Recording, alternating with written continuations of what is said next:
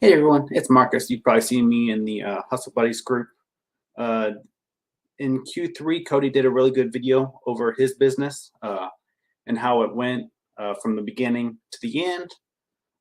So when I saw that, I wanted to do something similar. In Q4, I was really excited about it. Um, but then we took a week break at the end of December, and then January came. Had a hard time really focusing on business. Really didn't want to do the video. But I did see Flora's recent post about her going full time. That's given me some motivation to do this. So I quickly threw some stuff together for over a couple of hours tonight. So it's not going to be pretty or any uh, real organized, but we'll go over our business just so you can kind of see what is possible. The main thing is, so this is what we've did, and it is definitely possible. We'll go through all the numbers and stuff, but the importance that I want to definitely express is uh, you need to run your own business, run your own race. You trying to duplicate what we will do, one, it probably won't be fun, and two, uh, you probably won't be able to duplicate these results. Just like Cody is doing a warehouse and going for the long term, we are more short sighted. We are wanting to make a bunch of money real quick because we don't want to have to be doing this in 20 or 30 years. Well, I'd like to, but I don't want to have to be. I don't want to be. My whole goal of this was to, in 5 to 7 years, have enough money to say if I want to work, I can work, or if I want to retire and have children and stay at home with the children all the time, I can do that too. Um, so we aren't really investing in equipment and stuff like Cody is doing. Cody is doing a great job. Uh, in 10 years, 20 years, I'm sure his business is going to be doing great. But that is just not our business model. So I do want to express to you. So while we're doing this, it is not going to fit for everybody, but just want to kind of go from a different perspective as Cody. Uh, so I did have a Word document over some stuff that I was wanting to make sure I talked about before I went into the numbers. A lot of the stuff I've already discussed. One thing I do want to say is you guys are already a step ahead of us. In 2019, actually, over the New Year break of 2019, 2018 going into 2019, I saw a YouTube video saying that this guy made $2,000 or $3,000 by selling one item from Walmart in a day. I honestly didn't believe it, but I wanted to try it. So when the Christmas clearance went, when the Christmas items went on clearance, we bought a couple of items and sent it in. We'll go through the numbers quick. That went well. We bought some items for like $3. It sold for $25. We made $10, $15 after fees and all that stuff. But that is, so then we've grown from there. Another thing I don't have anything on here is we're 100% FBA. We don't do any FBM. So I do want to say that before I get too lost into stuff. So while I was learning in 2019, I was looking about 5 to 10 hours a day or listening to YouTube over, I don't know, there's about 10 or 15 different content creators.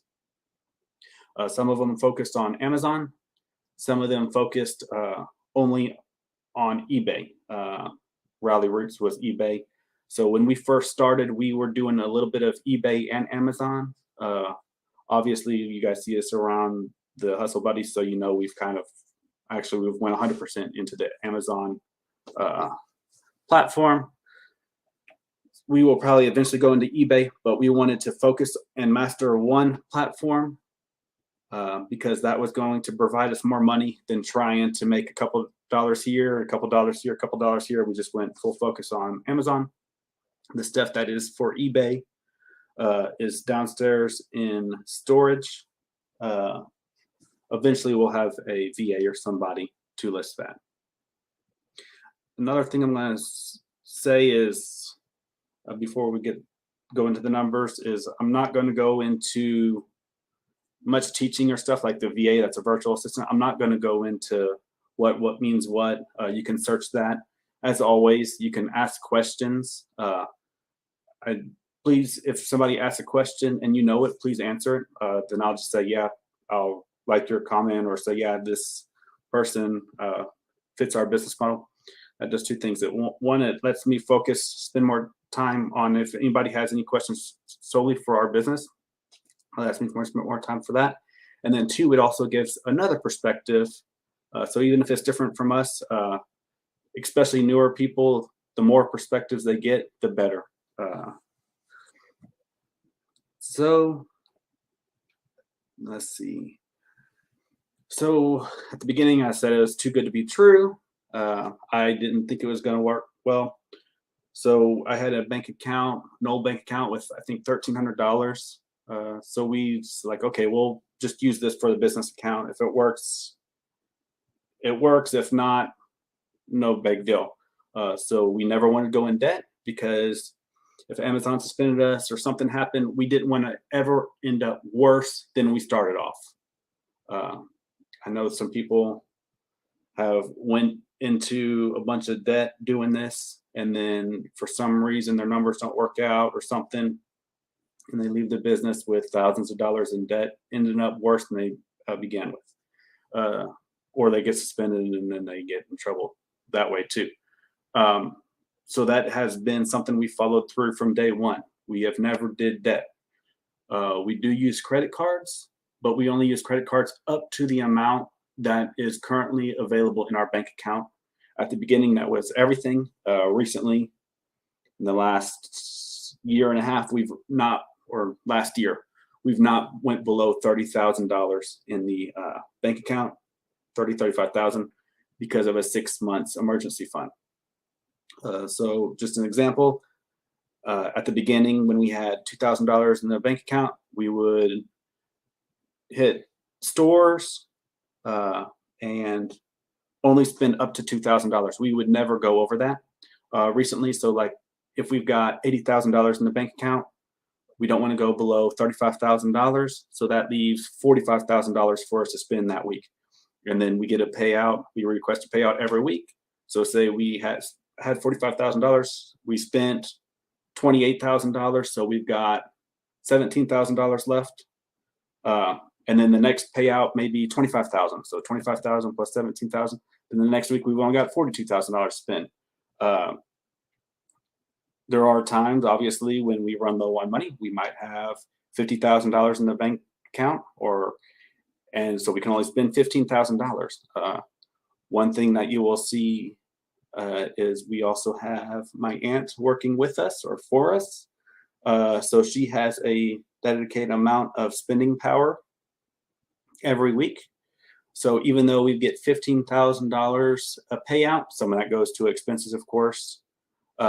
But then some of that money is for my aunt or Kelly to use, which then means we even have less money to spend. And then, so basically what I'm saying is if you use debt, you could grow way faster than us if you're willing to take the risk. At the beginning, I was full-time. My wife came up from the Philippines. She's never worked 9 to 5 or anything like that. She came over in 2018. I was making enough where she didn't really need to work, and I didn't want her to work because she was still getting used to the United States. And then we saw this. So in January of 2019, I told her, hopefully this will do well enough that she won't ever have to work. She can work on this business as well. So while she did have full-time working on this, we were so inefficient that you could do it way less hours. At the beginning, the first couple of months, I remember bringing in, I don't know, like 50, 75 units from Walmart and other retailers. and it taken us a whole week to prep. We lint roll it, bag it, and then box it and ship it. That was like a full week. Now 75 units we can get done in an hour from me or her, and we also got an employee now that helps us prep as well. Another thing I want to say is all the beginners typically say, well, what's your taxes? What's your taxes? Or is that legal? I do want to say, and I want to encourage, accountant handles everything, taxes and accounting wise. So we both do our numbers a little differently. So you'll see our numbers, my numbers from an inventory lab and on my Excel spreadsheet. Our accountant, Jared, he does a different type of cost basis. Sherry will know it. I always get confused. Basically, how I do our numbers is I add up our inventory, I add up what's in our bank account, I add up what is in Amazon's payments, and I subtract any credit cards, even though the credit card is going to be less than the bank account. And then that is the net worth of the business. I do that every month. Jared does it every month too, but he doesn't take into account the Amazon payment or what Amazon is withholding before they pay us. So that makes some numbers really different. So like 1 month in the summer, I think I calculated like a $10,000 profit, and he calculated like a $8,000 loss or something. And until November, it was actually about 10 or 15% off. But then in November, I guess Amazon payments or something happened, and he shows through QuickBooks that we made $62,000, and we only made, I think our numbers is like 30,000, but basically that erased all the difference. So he just gave me a couple weeks ago. He always does it on the 15th. So a couple weeks ago, he gave me the numbers all for 2021. They were, I don't know, like only $5,000 or $10,000 difference from my calculation. That is easily explainable through 1, Amazon withholdings, and 2, mileage. So my way, it doesn't calculate the 50 cent per mile off. It only calculates what we pay at the gas pump. I think last I calculated, well, that was about a year ago before gas prices went up, but it was only like 8 or 10 cents a mile, what we were actually paying. So there was going to be a big gap there on differences in numbers. As we discussed, my aunt works for us. All my numbers are going to include what she has earned. So she makes 65% of all the profit she earns. What she does, she lives 6 hours away from here. She goes, sources, boxes it, ships it in. We use Inventory Lab for supplier profitability. She puts her name on it for her inventory. At the end of the month, we go supplier profitability, type in Kelly, whatever that profit is, we multiply by 65%, send that to her. 65%, that leaves us very little profit after you account for poly bags, shipping into Amazon, stuff that's not able to sold on Amazon, and all the other stuff that expenses, manpower for repricing and stuff. When that went into CPC, we had I'll talk about this later, but when we had a huge hit in CPC document requests in July, that actually turned negative for us, her money. So what I'm saying is, some people may say that this doesn't count as far as profit, but if you are the owner and you didn't want somebody else making 65% of all the stuff they earned, you could capture your profit yourself. So I include it as part of the business earnings. I will not go into how much money she makes. I think I have hidden all the columns on the Excel spreadsheet that kind of can be used to determine how much money she makes. I hope I didn't. Hours spent. At the beginning, it was a lot. I worked a full-time job. I was probably counting in the stuff I was listening on YouTube. I was probably putting in an additional 40, 50 hours a week on top of my full-time job because I wanted growth. We were wanting to grow quick. My wife was also probably spending close to full-time hours. We were extremely, extremely inefficient. So if you were able to start off with more efficiency, you could scale way quicker than us. Especially being with the Hustle Buddies, this was not around when we started. So you've got all your knowledge that you can learn really in one Facebook group and a YouTube or a couple YouTube channels. I already talked about asking and answer questions, and I think that is it. So we will go into the numbers. So I did Inventory Lab. As you all know, Inventory Lab does not capture everything. The first year, we started off with H&R Block doing our taxes, and they said they were going to help us on that. About 6 months in, we got a call from the state saying that some kind of taxes were not right, to basically find an accountant that knew what they were doing. So in 2019, we didn't have an accountant. We used Jared 2019 at the end of the 2019 to file our taxes. So all of 2019, you're going to see he wasn't on an accountant yet. He was just doing our taxes. So you will see here on Inventory Lab where we input everything.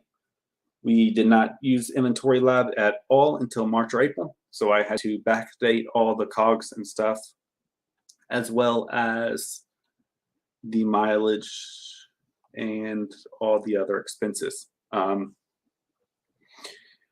the beginning, when we started, we were paying out of pocket or personal for mileage, storage, mileage, food expenses, but we added this into Inventory Lab because it was business expense at the beginning. So basically what I'm saying, while we had a business account, it was kind of all mingled. I think at the beginning, everybody is kind of mingling everything together as you're testing it. So at the beginning, you're going to actually see negatives. One, that is because a lot of this stuff, like this is poly bags and boxes, like beginner stuff. We did not get a dymo, I think, until March or April, maybe May. So at the beginning, we were doing 30 up labels.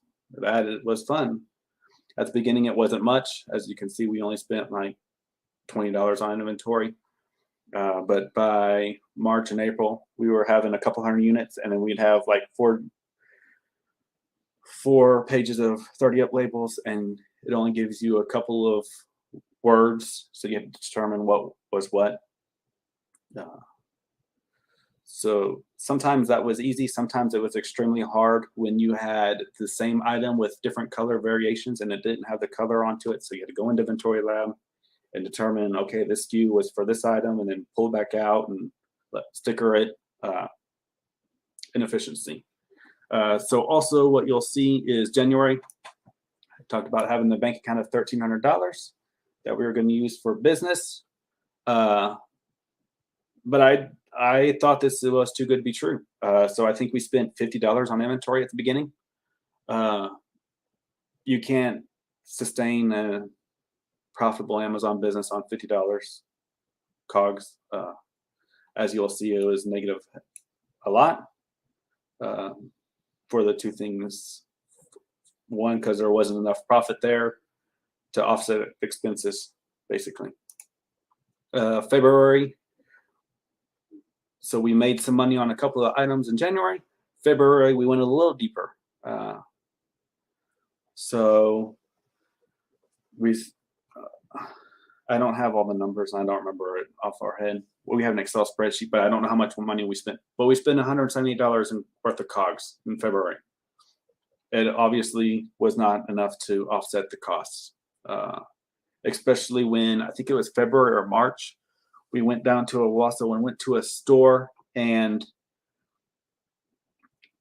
we went to the clearance section, and there was a box of this item of different variations, and they cost like $4 or $5 a piece, and they were selling for like $25, $30. The rank wasn't good. I think 200,000 or 300,000. But just the thought of, holy cow, I found like 10 items here that you can make a bunch of money on, or ROI wise. So then what we did was mileage. So it was in March. Then we was like, wow, we found these items. Tulsa had some of those stores. We'll go to Tulsa. So we went to Tulsa week and shopped at like 5 of those stores and bought those items. And then we went to Oklahoma City and bought those items. They had like 20.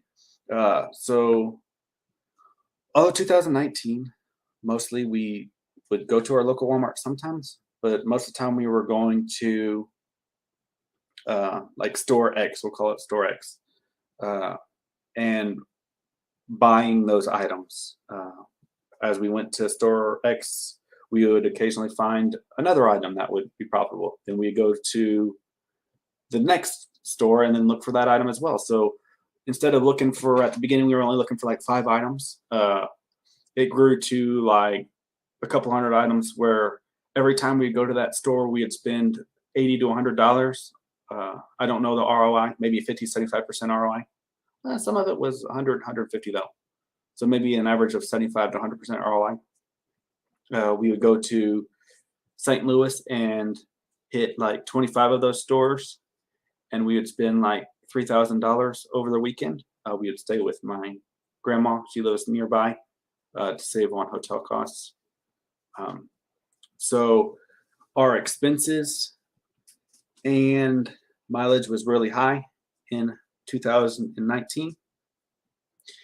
So this was good because it was good ROI, but it really held our business back because we were driving, like in one day or one weekend on a Saturday, we would wake up at like 4, we would drive 3.5 hours to Oklahoma City.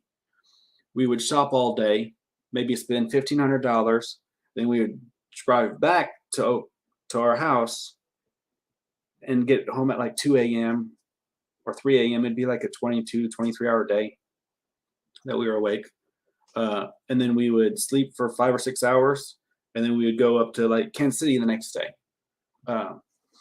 So we spent a lot of time traveling and driving, where now we can go to Walmart and spend $1,500, $2,000 in a new Walmart in a couple of hours. You can't do it on the local one because we bought a lot of the stuff that we typically buy. They don't restock it all the time. So while that was good, it let us know that we could do this and we could make money on this. It really held our growth back because it was so inefficient. And we spent so much money on gas and stuff. So you'll see the profit and stuff is not very high. I'll go through the Excel spreadsheet here soon, and then that will kind of go more into detail over like actually what we started with and what we ended with. Actually, I'll pull it up real quick because that will go into how much money we invested. So January we had $1,350-ish on the account. Obviously, we didn't spend much. I think we had $477 from taxes that we got back in a refund for taxes. So we put this in the business account in February. Obviously, we did not spend it, but it was there in case we needed it. Our sell-through at the beginning was horrible. We were finding stuff that was 300,000-400,000 ranked, and we're like, oh, we make $5, we make 50%, or we make 150%. We'll buy it. And then we were sitting on it for like a month and a half. So that is why, comparatively, when you see the money added in cost of goods sold is going to be so much lower than what it is currently. So it doesn't seem like we need another $2,000 in March or $2,000 in April. But at that point, we probably had already the $1,800 spent. Another thing I don't think I said is at this time we were doing a bunch of eBay. In fact, through March, we probably were about 50% eBay or even more eBay than Amazon. Until we found out you could really scale Amazon much faster with less work. In our experience, obviously there's people that do it eBay well, but we were going to thrift stores and buying $2 clothes and selling it for $15, $20, which is all fun and dandy. But when you can go to your local Walmart and buy something for $3 and make $3 or $5, and you can buy 50 of them at a time, that is so much easier to scale. So we, by the end of 2019, beginning of 2020, we got rid of eBay. So that is also where some of our COGS are. It was divided between Amazon and eBay. So you'll see the money invested into the business and the value of the business at the end of each month. And then also the revenue on Amazon. I don't know what it was on eBay. I think we sold, this is just a rough guess, I didn't look it up, maybe 10 or 15,000 total on eBay, all of 2019. So a lot of that was really in the first half. And then you'll see our profit. I don't have too much information on the profit. I just calculated kind of how I did it before, but I wrote it on a book without much comments. So I have the value and the profit and how much was added. I don't have any additional information on that. Obviously, I could go into FBA sales and all that stuff and get more information than I do now. I did not want to spend that time to do that. It's just what it is. At that time, I didn't know better. So in June, we had already invested like $8,000 or so. And we kept pumping more money in, more money in. Obviously, we were making more money and more money. But end of June, we said, okay, that isn't it. We've got about $10,000 invested. When you count gas and food and stuff, it was actually a little more than 10,000. But $10,000 invested. We're not investing anymore in the business. It's either going to build from here or it's not going to be profitable enough, and we'll just take the money out and invest it in the stock market or whatever else we want. Also in June, we said, okay, so this is all we're investing in the business. We are no longer paying for gas and food and hotels out of the personal account. It's all coming out of it's business. It's business expense. It's coming out of the business account. So we made the separation there. At that point, I think it was beginning of July, middle of July. At that point, nothing else came out of personal. It was it. So everything else you see from July on, I believe, is counting all the additional expenses of reselling. Especially us when we were traveling, reselling, and going to 3-4 hours away on day trips, because that gets expensive. So I think that is all for, there's all the additional information. Oh, there's the profit for the 2019. I'm not going to go into it too much more. The one thing I did want to say is this shows $13,000 here. On my book, it says we only made $4,000. I am not sure why there is that difference. I don't know if we took some money out, but if we took money out, I think I would have said that. I don't know. Maybe it's a calculation error. So in the first year, we invested about $10,000. We made about $36,000 because we didn't take any additional money out. We were just reinvesting all the profit. A couple other things is I already talked about that dynamo. We did not spend any money on ungating or anything at the beginning. We were extremely cheap on investing into the business. We didn't trust that this would work off or work out, so we didn't want to spend hundreds or thousands of dollars on stuff, equipment and stuff if it didn't work out. But in June we started ungating. The first one I remember being out in a parking lot in St. Louis. For some reason I was looking at my email. We were putting all this stuff into the car, and I got that email from Amazon saying, "Hey, you got approved to sell in toys and Funko." I remember that day very happily. That it's like, oh wow, Funko at that time was a really big one for us. I'm like, man, this is going to make us $5,000 or $10,000, $20,000 getting ungated in toys and Funko. Funko probably hasn't made us that much more. The store we were buying it from, they don't carry that stuff much anymore, and we've stopped shopping there.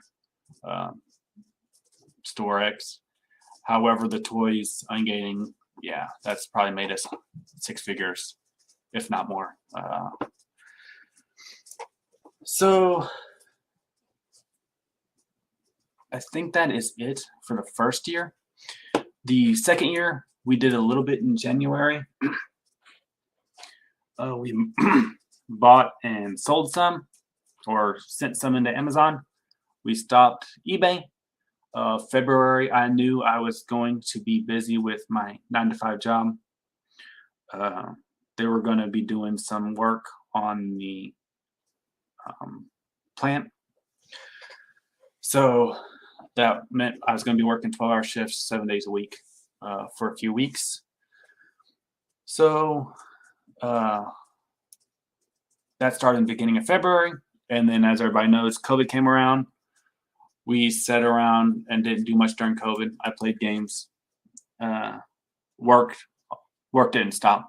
My 9-to-5 didn't stop, but 9-to-5 and after 9-to-5, I played games. Our sales steadily dropped because we weren't sending money in or sending inventory in, down to 15,000 in April. It was dropping down in May, the first week or two of May, and I said, okay, so we either need to stop this Amazon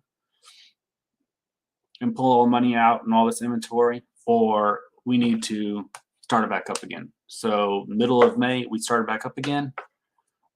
So you'll see our sales start steadily increasing.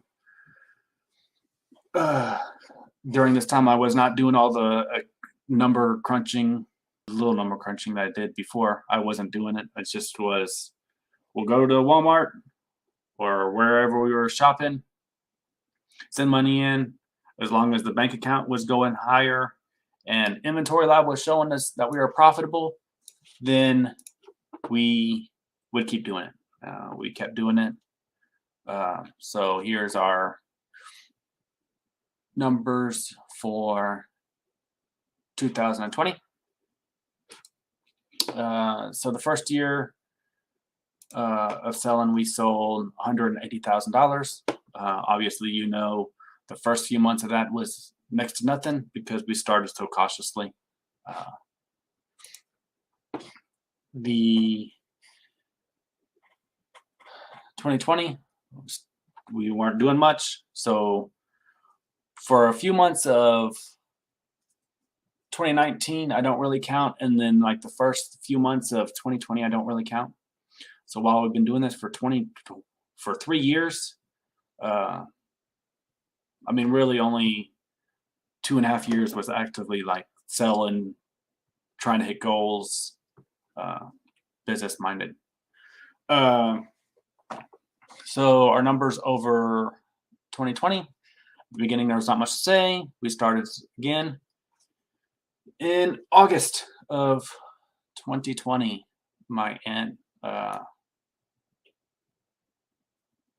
her job got canceled, deleted, whatever it was. So she's going to make a little less.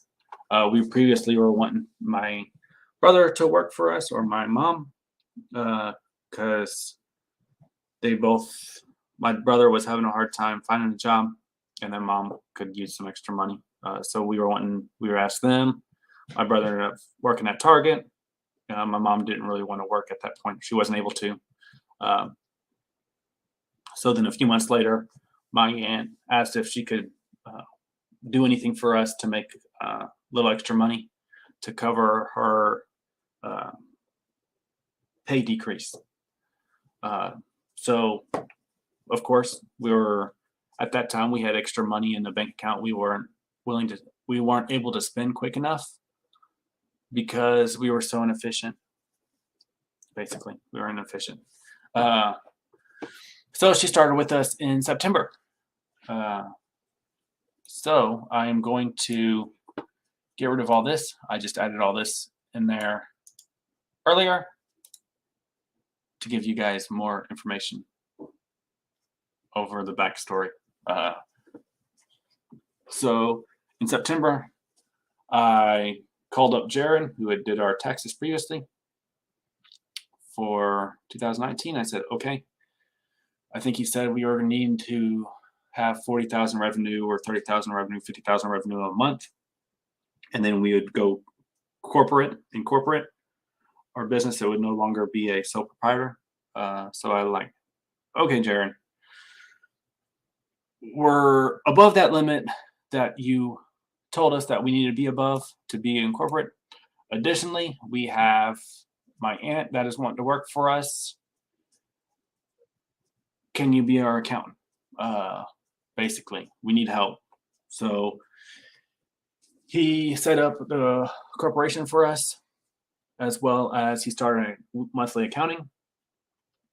At this time, it was no longer my wife and I.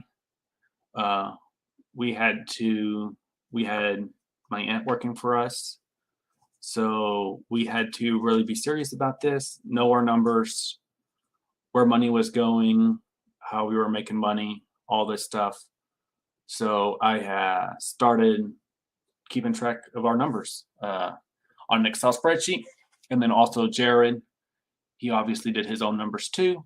But this lets me know, instead of just getting a P&L from Jared, like, oh, okay, everything looks good, I made this money or this money, I can go into saying, okay, we didn't hit our goal this month. It's because our ROI dropped, or because our expenses were higher, or I knew exactly what needed to be done or what caused it. So that's what the Excel spreadsheet is. Also, I love numbers. I love data crunching.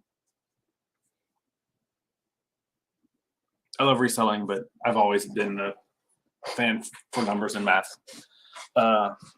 So you guys will get to see a bunch of new information, a bunch of data that we have been doing since September 2020, when we started taking this seriously. So as I said before, what we typically do is inventory cost, our current inventory, Amazon payout withholdings, what was in our bank account, and then also what was in the credit card, our outstanding credit cards. Every week we pay it off. But so like say we go shopping Saturday, Sunday, the new end of month is Monday. We aren't able to pay it off that Monday because it's still processing the payment or processing the charges and stuff. So we have outstanding credit cards balance, and then I pay it off that week. So you'll see it vary quite a bit. There's a couple of times Jared's like, hey, your credit card's real high. I'm like, don't worry about it. I just paid it off this week or whatever. It's just how the end of month situated, basically. So inventory cost, Amazon payout, bank accounts. This was the added value. We didn't add any additional capital since this time. As I said, in June 2019 was the last time we added money. I just added this in for you guys' additional to see in the additional rows above. This is the total value of the business. This is the cost, payout, bank account, minus credit. And then also for stat wise, I just did all the percentage in inventory, cash. The percentages, I like to keep them as decimals. That's just how I like it. Obviously, if you prefer percentages, just in your mind, multiply by 100, and it's the same thing. Here is our revenue for each month. This is the profit for the business. This isn't the profit of the business. This is how much the value of the business went up or down every month. So I think in March, I think this is in, yeah, March. It shows negative $8,000. It was actually $17,000 because I can't click on that stuff, the calculation, because it'll show Kelly's profit. But we pulled out $11,000 to pay off outstanding taxes. So another thing in September. One thing Jared did is he started pulling out $6,000 every month in taxes when we started doing him as an accountant, because a corporation needs to pay their taxes monthly or something. So that is another reason why the profit and total business profit is different. So the total business profit is what my wife and I take out to pay for personal expenses. It is paying the taxes. Uncle Sam needs his money. It also pays, it's what Kelly earns. Additionally, it is taxes for the outstanding taxes in March of 2020. For 2019, we hadn't paid enough in taxes, so that is why that's so high. The 2019 taxes, I don't think I covered that. 2019 taxes paid on the beginning of 2020. We did not take that out of the business because my wife just got here and in 2018, and I never changed my 9-to-5 job. I never had them start collecting taxes for married. So you pay less taxes when you're married or something like that. So even though we made all that money with the business, I only owed $1,500 or $2,000 for taxes, and we just paid that out of personal. We didn't take it out of the business. We were growing the business. So I guess you could say that should come out of the business if we were no longer pulling everything out of personal, if that makes sense. So that is the total business profit each month. The flea market, this is in July of 2021. We had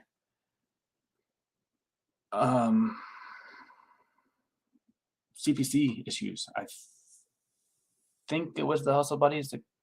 Yeah, I'm pretty sure it was the main Hustle Buddies group because the Insiders group wasn't made yet.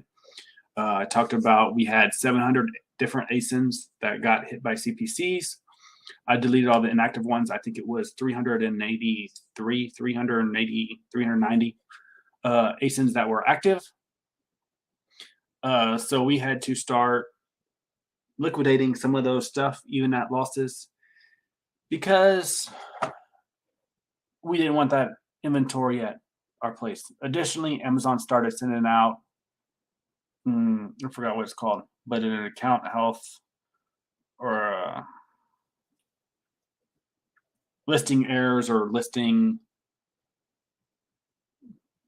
I can't remember what it's called. But if we were selling some toys collectible that were damaged, they started impacting our account health. So we had to pull all our collectible toys away from Amazon because we didn't want our account to get suspended because of the things on our account dashboard. I think in the matter of 2 days, we had 9 of those be flagged. So we pulled everything off because we didn't want to risk our account getting suspended. So that stuff came in July. We found a consignment flea market kind of, where you can take stuff in. People go shop, they pay the store owner, manager, or whatever, and then they pay you up 90% of your sales. So we have started taking our stuff there. So this is the amount of inventory every month we have written off by taking there. So we take $2,000. We don't get $2,000 back. We maybe get $500 back or $1,000 back. Because if you buy a $10 toy from Walmart, you can't sell it for $10 at the local flea market, especially if it's banged up or damaged or something. We're selling it for about $4 to $6.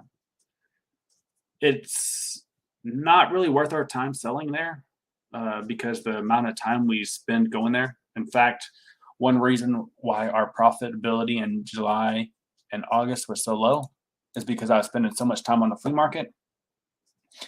I don't have it anywhere, but I think our hourly rate, counting expenses, counting expenses was like $150 an hour, but we were spending like $20, 30 hours a month at the flea market, taking stuff to the flea market, preparing for the flea market stuff.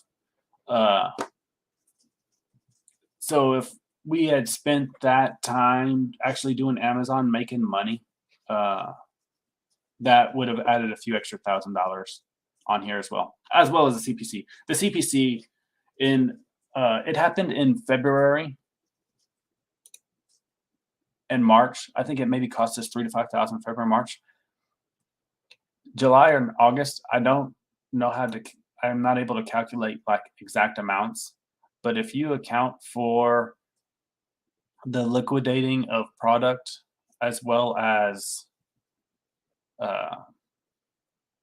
opportunity costs and stuff, because some stuff was selling for like $100.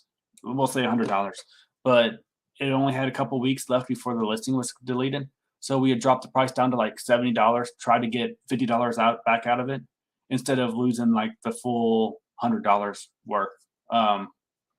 So if you count all that opportunity cost like that we lost, as well as the stuff that we ended up not selling and had to take it to the flea market and or trashing because it got damaged, damaged beyond sellable condition on our way back, I would put our estimate lost over July, August, September, probably around $20,000 from the CPC and collectible condition issues.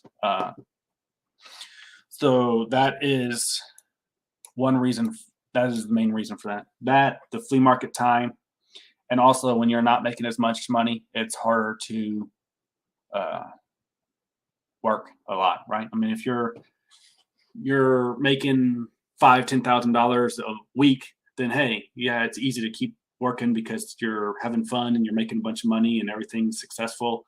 Obviously, when it's hard, when everything is hard and you're not having much success, it is much harder to put in the same hours. I have the hours in March. I think it was March. March, we weren't making as much. It seemed like I was working all the time. There's 3 after I quit in January of 2020, my full-time job.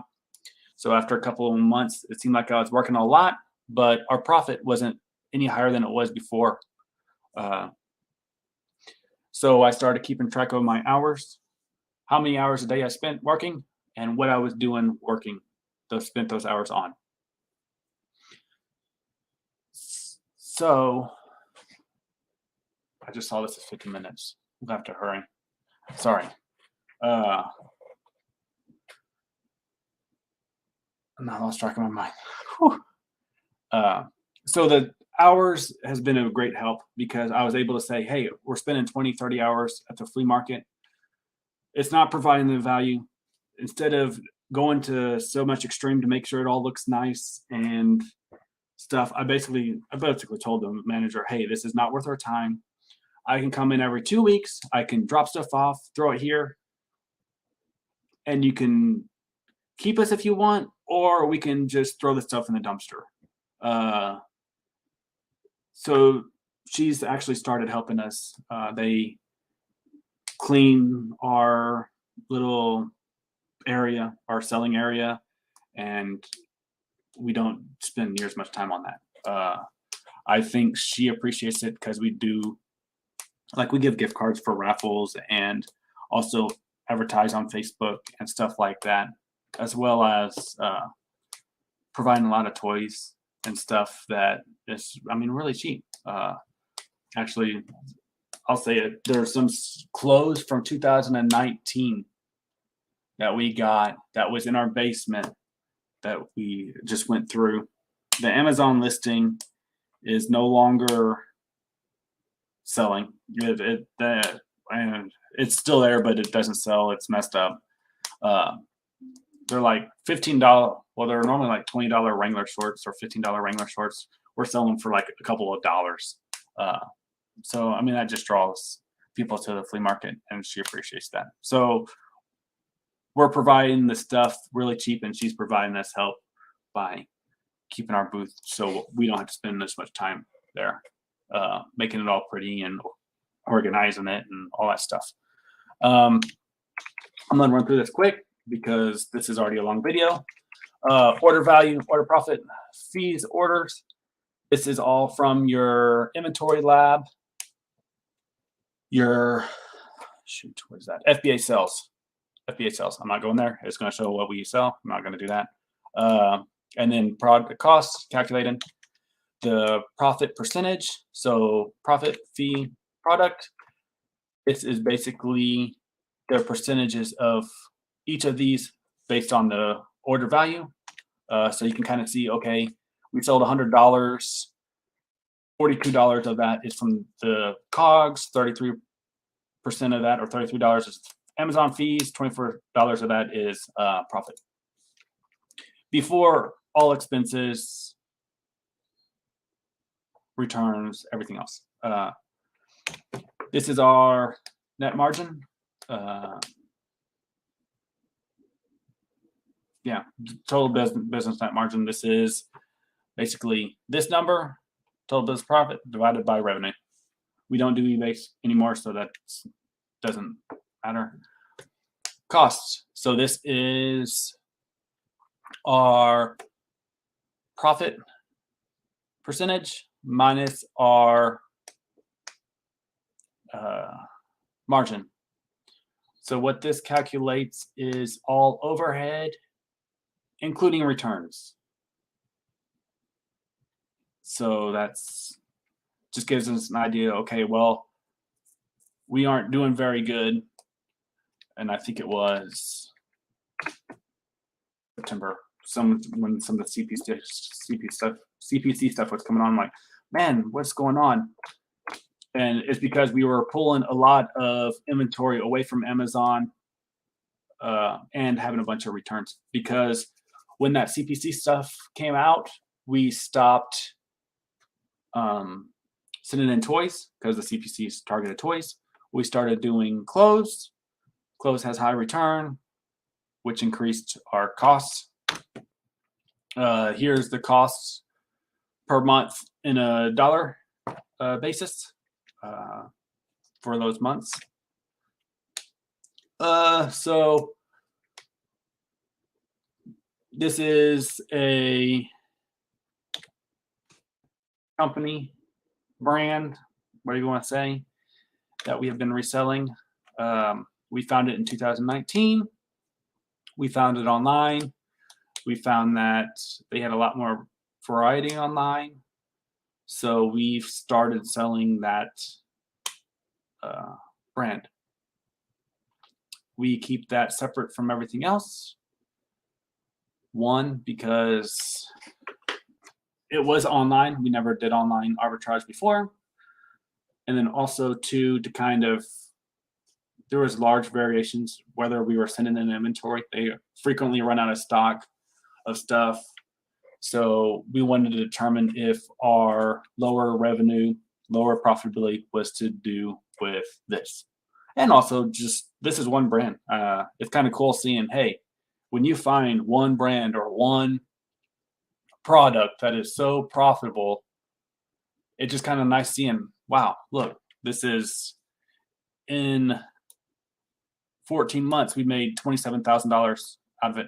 This is after returns. This comes from the supplier profitability tab, which accounts for returns. I think this goes up to 40,000 ish when you go all the way back to 2019, because this little section here only counts for September 2020 and beyond. I did not update all this stuff for older stuff. I didn't want to spend the time just for the video, but you get the gist. If you find a profitable item, look to see if you can find it in quantity and or variations. It can be very extremely profitable. The benefit of this stuff is we order it, it comes to our house. Basically, you slap a label on it. You can go through $3,000 to $5,000 of revenue of product in about an hour. It takes me about an hour. I box it, throw it in a tub, slap a label on it. It's ready to be shipped. Obviously, you box it later, but there is no additional prep. It is amazing. The ROI is not the best, but considering there's no, Amazon never sells this stuff, no prep, it's worth it. Wild sales. This is what we call our RA, RA, retail arbitrage. Everything. This is not including replens, but if I go to Walmart, it counts it. If I go to Kohl's, it counts as this. If I go to your store down the street, it all gets counted for this. This is mostly everything. As you can see, our ROI has varied quite a bit. You can see when we were starting to decrease prices for CPCs, liquidating stuff, product Y, company Y, that also got hit by CPCs really hard. Another thing, I don't think I just talked about at the beginning, but there is a lot more competition now than there was before. We were selling items in 2019, 2020, December, November, Christmas items. We were making $5, $7 each easily. Some of them were making $15 a piece. We were lucky to get $2 to $7, $2, $3. Occasionally get up to $7, maybe $10 an item this year. That is one reason why we are trying for a lot of growth quick, because it will probably continue to not be as profitable. I mean, it will be profitable, but you aren't going to be able to go to Walmart and buy 40 of an item to make $4 to $10 a piece on. Somebody eventually is going to land that wholesale account. Eventually, Amazon's going to get on those items. Eventually, there's going to be hundreds of sellers that start selling. And we were selling stuff for $2 to $3.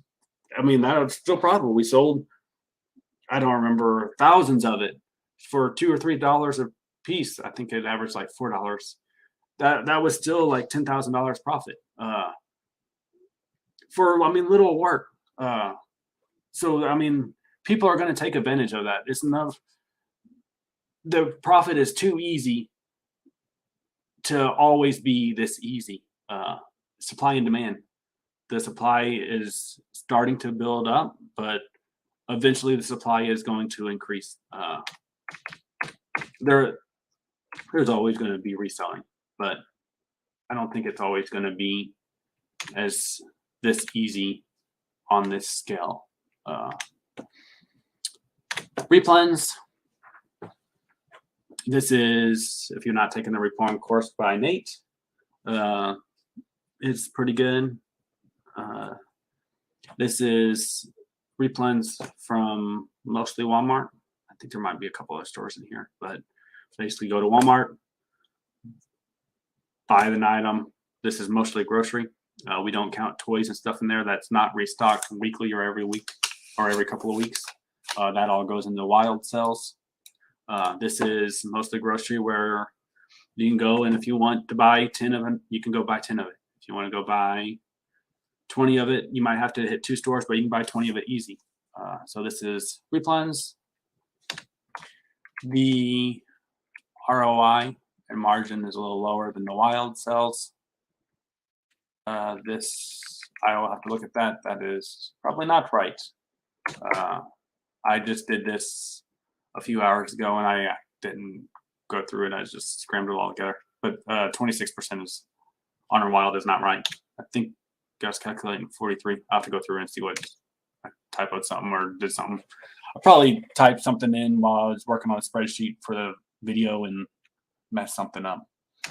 But the replens do typically have a lower ROI. Typically, this one, I'll say, okay, this is higher, but this is because some of the replens we were buying went on clearance.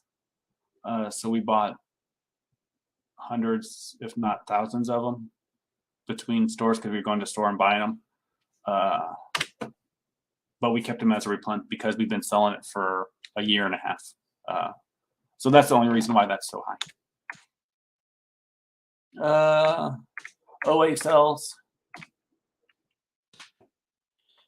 This is, we rarely did OA except for company Y previously.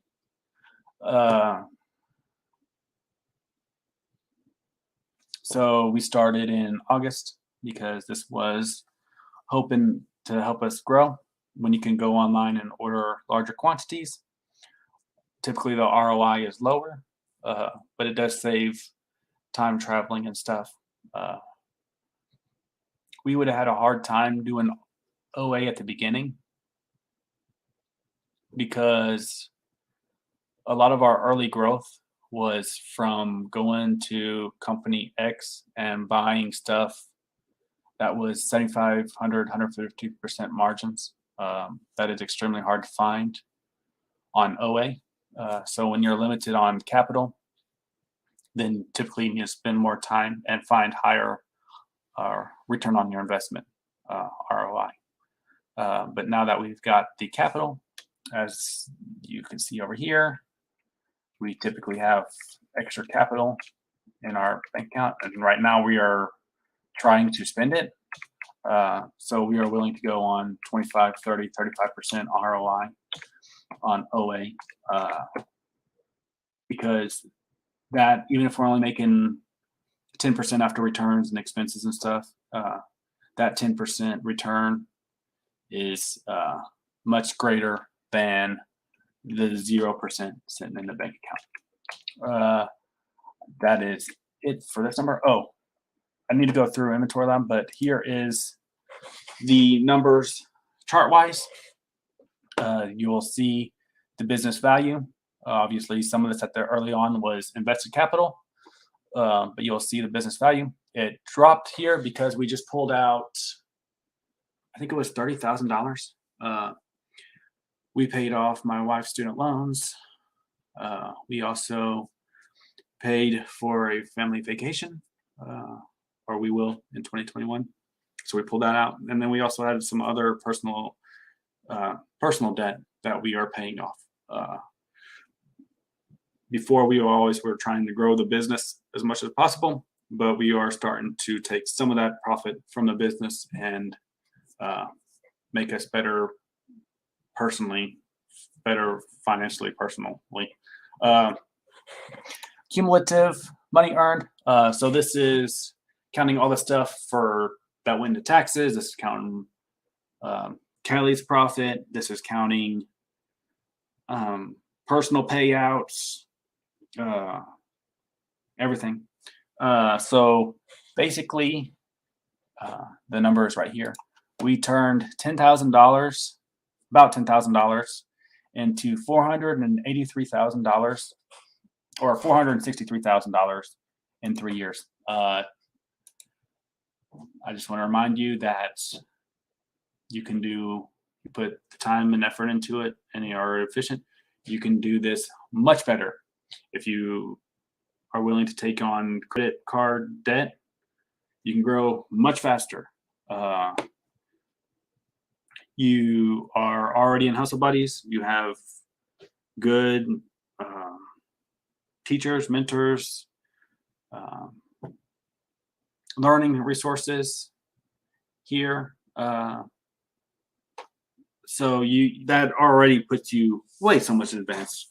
So instead of us taking 4 to 6 months to learn the business and prove its value, you can learn the business in a matter of weeks. Obviously, you do want to do a test run and make sure that it works for you. You don't want to spend $20,000 in day one and then get shut down or break the rules or something and then lose the money. But you are so much, if you're in this group, you're so much better than us already. So this is what we could do. You could do much better than that. On the other side, if I always say, and I said it before, you need to run your business how you want your business run. I said that we wanted to grow fast because in a few years, I didn't want to have to work if I didn't want to. And also, kind of like Cody said, and is preparing for the business, the reselling is going to change. So he's going to more like private label and stuff. I too think it will change. But instead of going to private label, I want to have the money in the bank account so I can say, well, this is much harder. I think I'm going to sell on eBay or just call it quits and I've got enough money to not work again. I want that availability. So that is why we are focused on profitability. That doesn't mean that this is the right path for you. Sherry and some others have found a level that they're at, that they want to be at, and they don't want to sacrifice the time it takes to grow. Which, I mean, I respect that. That's amazing. So you need to find what you want and run it. But if you are wanting to grow quickly, you can easily outdo these numbers. Anybody can, if you're willing to put in the work. I think that is everything. I will go through Inventory Lab real quick for here's 2021. Sales, revenue. Obviously, Inventory Lab doesn't show all the additional expenses that is shown on the Excel spreadsheet. But just for knowledge, I guess, here's our Inventory Lab for 2021. Cost of goods.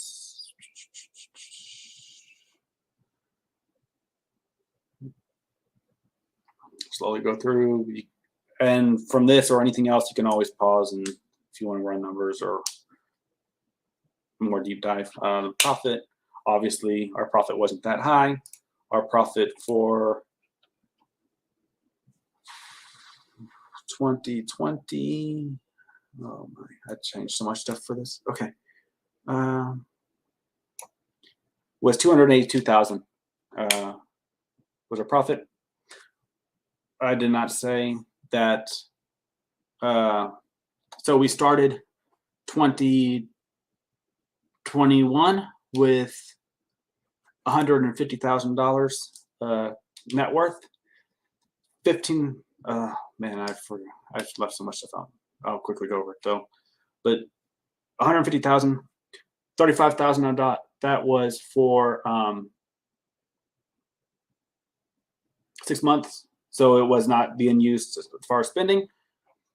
$15,000.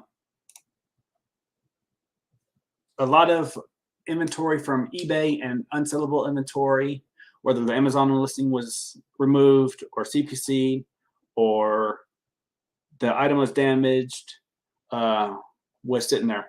So I think we had about $15,000. Nope. At the end of December, we had, I think, $23,000 of inventory that was not being sold on Amazon. It was just sitting, dead money, dead inventory. So you had that $23,000 with the $35,000. That means we had less than $100,000 spending power for beginning of 2021, and we made $282,000. So we basically quadrupled the money, counting taxes and all that stuff. So we are hoping to do that again. I think that growth at this level is good without any debt or anything, without any credit cards, leverage. The growth in the beginning, I did not cover that, but the growth in the beginning was much higher. We were growing upwards. You can rewind back to if need be. We were growing like 10 to 20%, 25% some months. When you're counting the money spent with the actually spent on COGS, we were growing like 20, 25%. I think there was a couple months where we grew like 30%. Obviously, as you grow, it's much harder to do that because it's much harder to go to store X or Walmart and buy 100%, 150% ROI products. Before I could spend $100 and buy that and it would sell over a week or two, I can't go and buy $10,000 of this product from Walmart. One, they don't have it, and two, it's not going to sell on Amazon.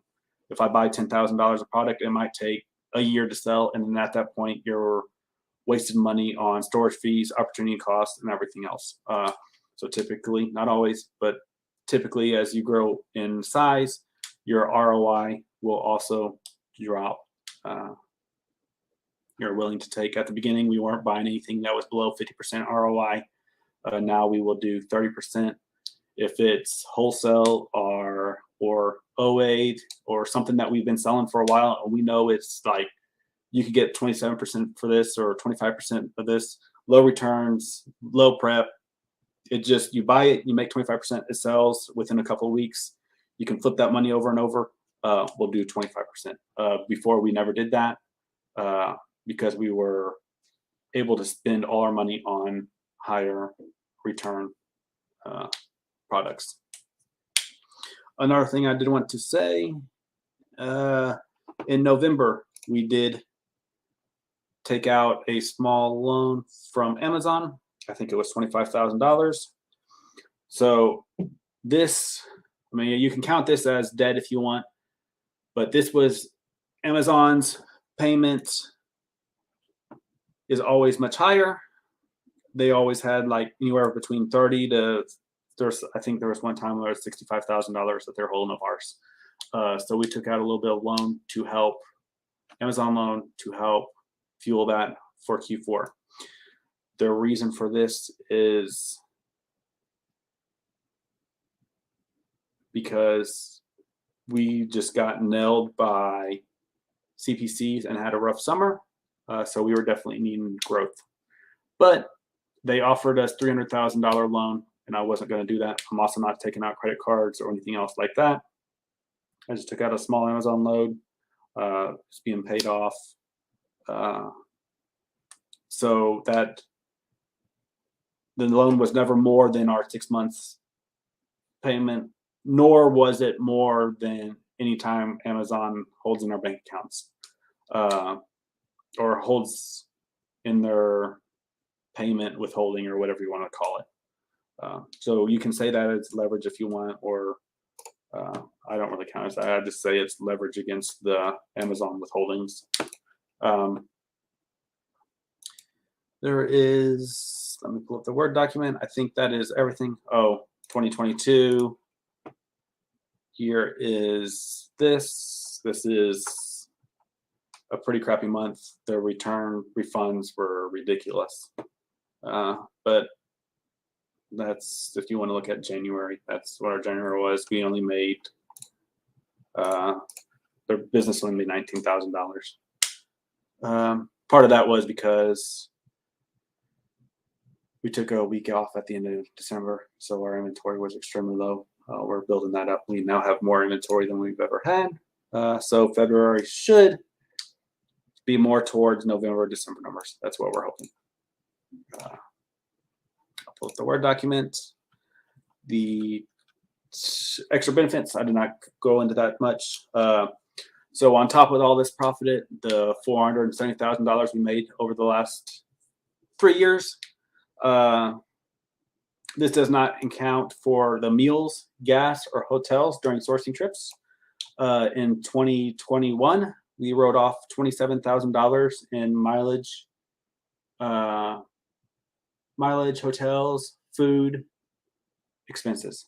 So I mean, if you wanted to add that, you could even add that to the profit, or whatever. Internet and phones paid. That is also business expenses. Work with your accountant to make sure that you are at a level or able to do that. We talked with our accountant. It's all business expense. Everything is business at this point in our life, pretty much. We have no kids. Every once in a while, we'll go to like a friend's house that's not business, but most time it's Walmart, bank account, flea market, business. Cash back. I did not account for cash back. A lot of people use cash rewards, cash back stuff for business expenses or for personal expenses. Kohl's Cash, we do not. There have been weekends where we've had $3,000 or $4,000 of Kohl's Cash. The Kohl's course by Nate is pretty decent. I never went to a Kohl's before in my life. All of 2021, I spent many hours in the bras section. Shopping Kohl's. I think we spent $170,000 in Kohl's. That is a lot of Kohl's Cash. We always put the Kohl's Cash towards business, but you could use it personal if you wanted. You might have to write it off as tax. At that level, you might have to count it for as profit or whatever. I don't know. An accountant, Sherry, or somebody will be able to tell you that if you have that question. Rakuten, we never used Rakuten. Obviously, we never did OA until recently. But in the last 3 or 4 months, we've used or downloaded Rakuten. I think we've gotten $2,000 or $3,000 in cash back. That's not also added into the profit. Credit card cash back. So we do use credit cards for the cash back, and because I don't want to carry $10,000, $20,000, $30,000 in cash on me, so we just use credit cards. We pay them off every week. I think 2021 we had probably $10,000 in cash back from Discover Cashback. We just got a Chase card, so we'll have Chase cashback on that too. But that also is not included in the profit. Tips, cash flow. You'll see me always promoting cash flow.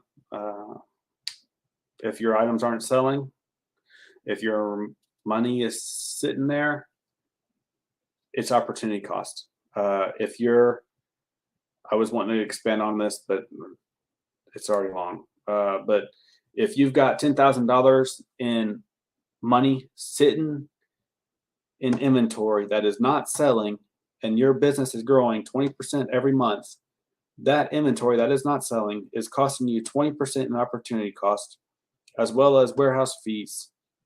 For it just sitting there.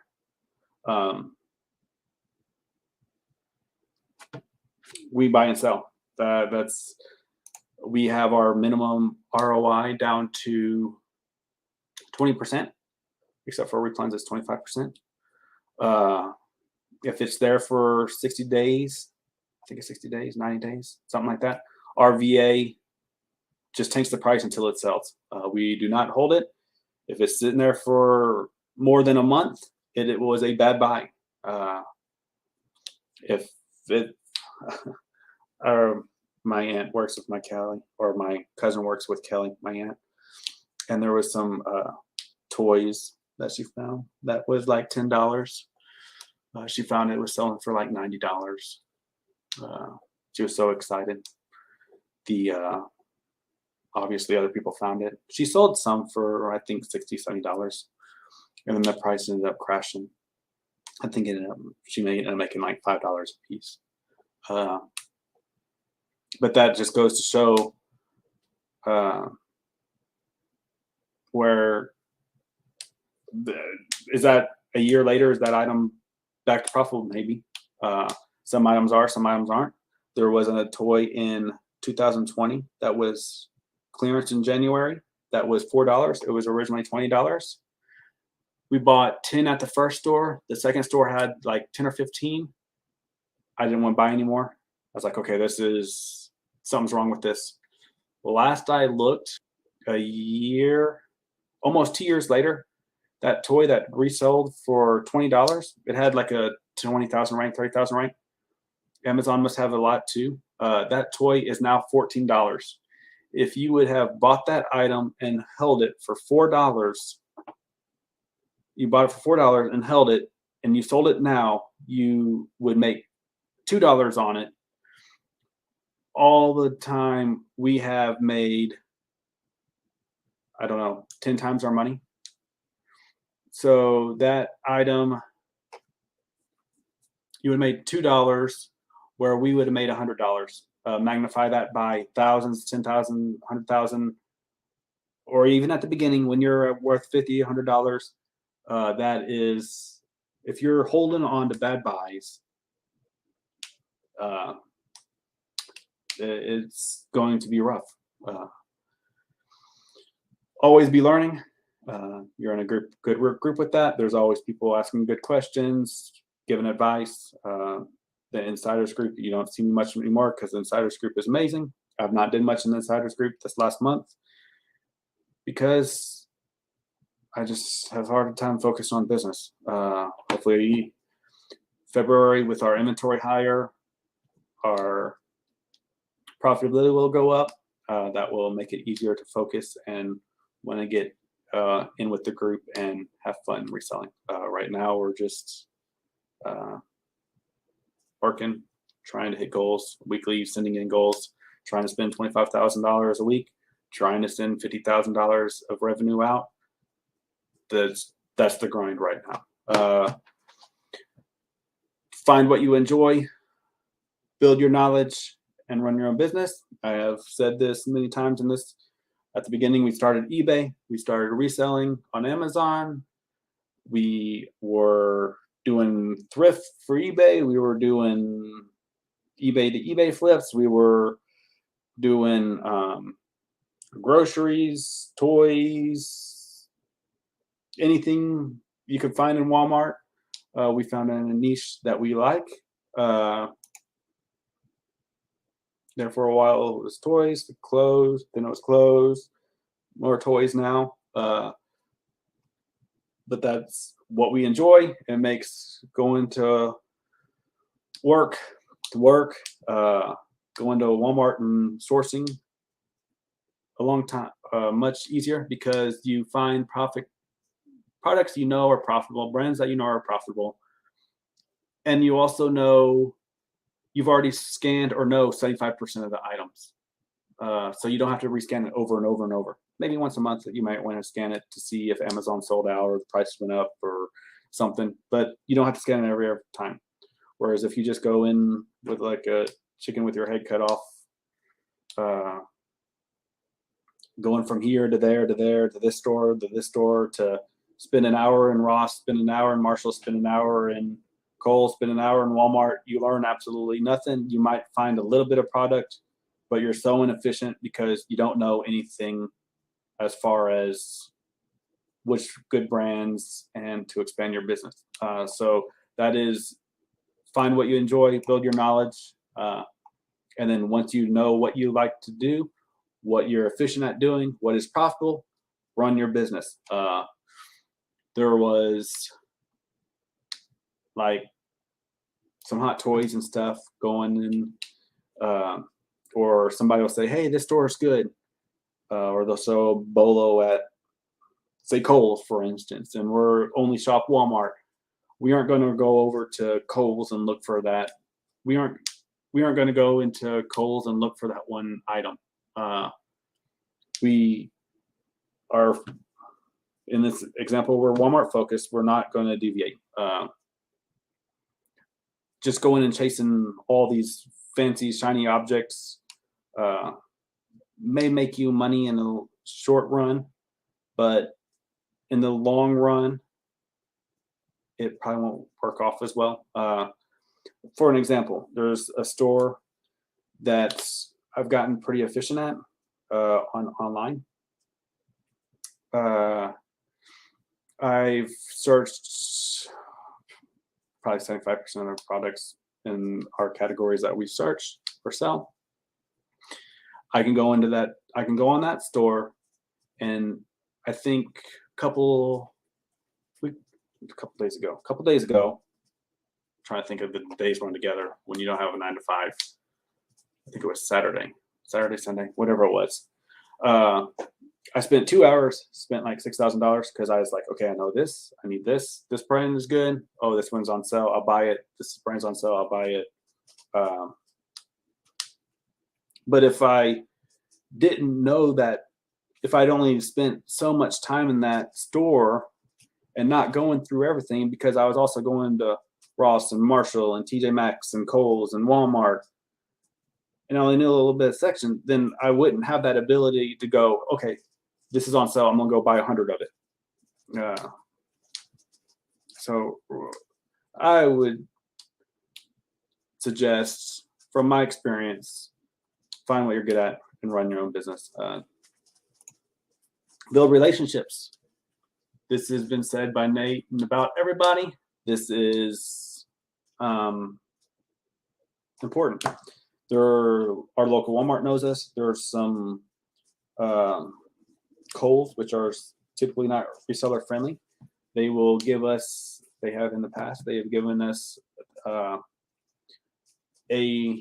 paper with giving us all the sales or upcoming markdowns in weeks in advance.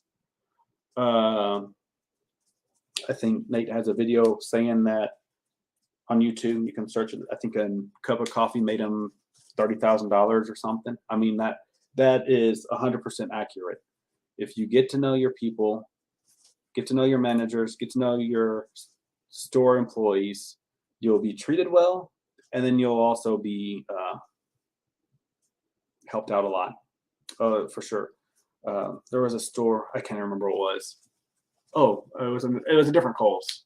They were marking down some stuff and they hadn't taken it to clearance. And the elderly lady that works at the bras section, she's like, "Oh, you're the bra guy. Come here. I got some new bras just marked down. You want to buy it?" So I went over there and they were good. I bought them all. There was another time that same lady, we went and bought a bunch of this one item. And apparently Kohl's corporate thought that store was really good at selling that item. So they got 2 large boxes of this item. I went in and she says, "Oh, bra man, come here. We got more of these bras. You bought them all. And they think they sent us to a lot more. We have no room for it." So she took me in the closed out section where nobody was able to go to. And I found 30, 40 bras. The bras were clearance so far down. They were like $3 or $4, and they were selling, the ones that were selling on Amazon that had selling were like $20. Some of them had no sellers on because they were old stock, and we were selling for like $50 a piece. So all that just goes to show, build your relationships, be friendly. You will always hear those horror stories of retail stores about resellers that are horrible. If you go above and beyond, you will be treated well, and you will definitely benefit. The last one is always set goals. I just talked a couple minutes ago about it, where we set our goals for weekly. We would try to spend some amount. We try to ship out an amount. We have monthly goals, yearly goals, all these goals. If you set goals, even if it's just, okay, I'm going to Walmart and spending 10 hours scanning these 3 aisles without any results. Just if it's just a time goal, for which I've got those too. I try to spend 60 hours a week, 70 hours a week on the business most weeks. So even though if you're not getting the results you're getting, if you have a time goal and you're working efficiently during that time and hitting your time goal, eventually the results will show themselves. So while I've got the grind of 25,000, 50,000, I've also got the time goal. Like, okay, well, crap, I only worked 7 hours yesterday.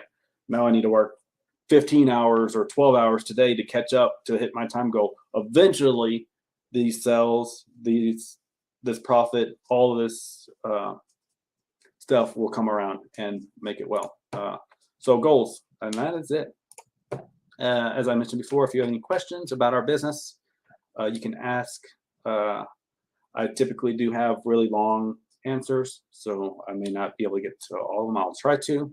But if you do see somebody that answers something that you know, please answer it. Other than that, have a good one.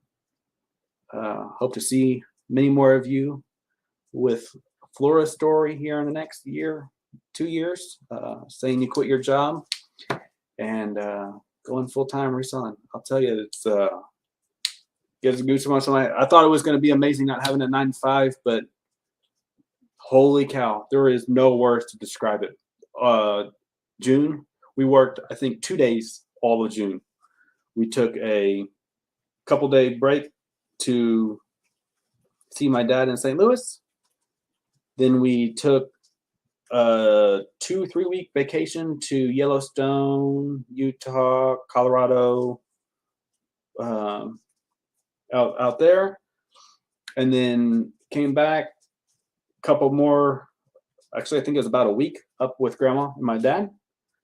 Yeah, I mean, you can't do that with the 9 to 5. The freedom is unmatched. If your goal is to quit your 9 to 5, just keep at it. Put in your time, put in your work, keep learning. You'll get there eventually. There is no words to describe the freedom. I hope, and that's one reason why I'm doing this video, is I hope everybody has a chance that is wanting to be able to experience it. Other than that, good luck, and I'll see you in the group.